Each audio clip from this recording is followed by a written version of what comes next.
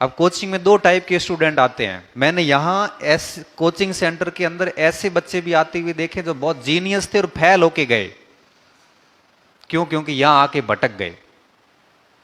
और कोचिंग में मैंने ऐसे बच्चे आके भी देखे जो 37% के साथ आए थे, जूनियर अकाउंटेंट बन के गए। कई सारे एग्जाम्पल ऐसे बच्चे भी आए जो गुटखा खाते हुए आते, कई केस हो रखे उनके ऊपर, मुंह में गुटखा भरा हुआ रहता, एक बटन ऊपर से खुला हुआ, बाल उस टाइप के, और वो बच्चे लास्ट में नौकरी लेके गए और बिल्कुल सिंसियर ड्रेस के साथ में निकले बाहर। ऐसे बच्चे भी आके गए।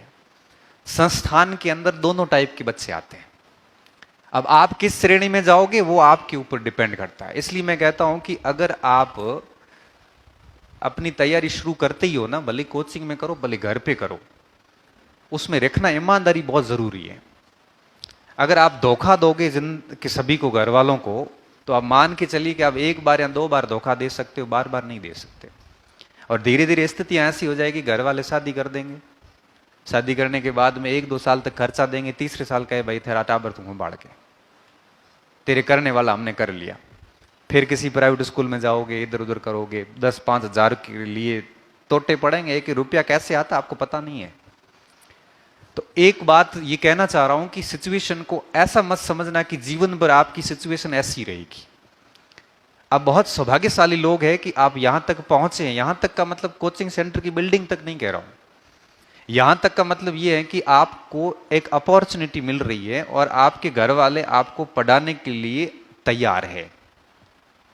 वो ये कह रहे हैं कि बेटा पैसे की चिंता मत करना, रहने करने की चिंता मत करना, कहां से भी करेंगे हम अपने आप करेंगे, तो तेरे दिल लगा के पढ़ाई करे। यही शब्द कहते हैं घर वाले। अब वो पैसे कहां से लाते हैं हमारे को पता है भाई। हम किसी करोड़पति बाप के बेटे नहीं है, हम किसी इंडस्ट्रियलिस्ट उद्योगपति के पुत्र नहीं है, ना हम किसी आईएएस आरएएस के पुत्र हैं। हम सब ऑलमोस्ट सारे ग्रामीण परिवेश से आए हुए किसी न किसी किसान परिवार से संबंधित हैं।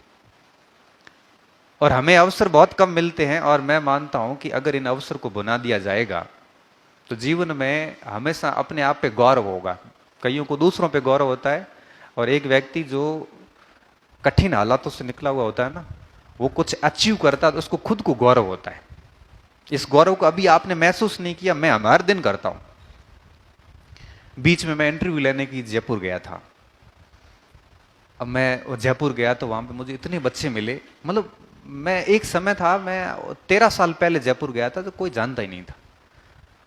अभी जब 13 साल बाद अभी 1 महीने पहले गया था तो स्थिति ये थी कि होटल से लेके कोचिंग सेंटर जहां जहां गया ना, मुझे कोई न कोई बच्चा जरूर मिला, सर नमस्कार। क्यों? ये इस शरीर का सम्मान नहीं है, ये सम्मान है नॉलेज का। आप जितना अर्जित करोगे, डॉक्टर भीमराव अंबेडकर क्या कह के गए? भीमराव अंबेडकर को मानने वाले और पढ़ने वालों को एक बात पता है।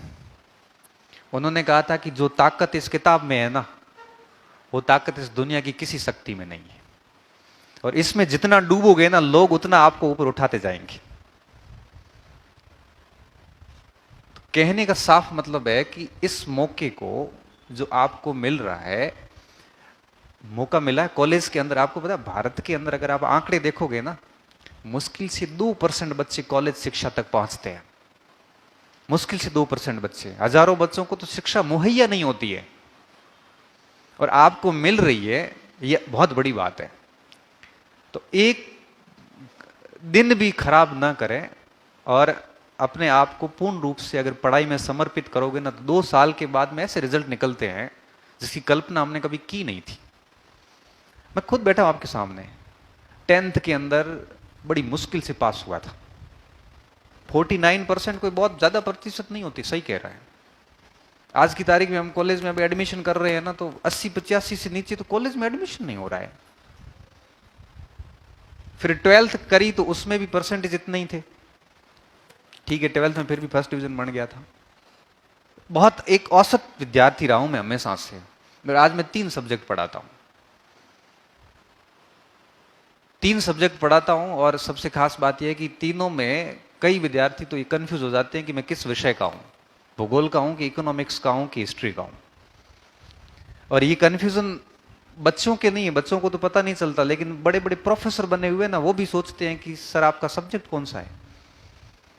अब जयपुर गया तो मेरे को कई प्रोफेसर ने पूछ लिया, सर आप है कौन से विषय के? इतिहास। इतिहास तो पढ़वा, तो भूगोल पढ़ा रहे हो? सब पढ़ा सकता हूं। मेहनत करिए और मेहनत अपना परिणाम देती है, आज नहीं देगी तो कल देगी। तो अगर आप संस्थान में आ गए हैं और आपको लगता है कि मुझे प्रिपरेशन करनी चाहिए, तो दो चीजें दिमाग में रखना, बस मैं तो यही बात कहूंगा, मैं बहुत ज्यादा बात नहीं खींचूंगा।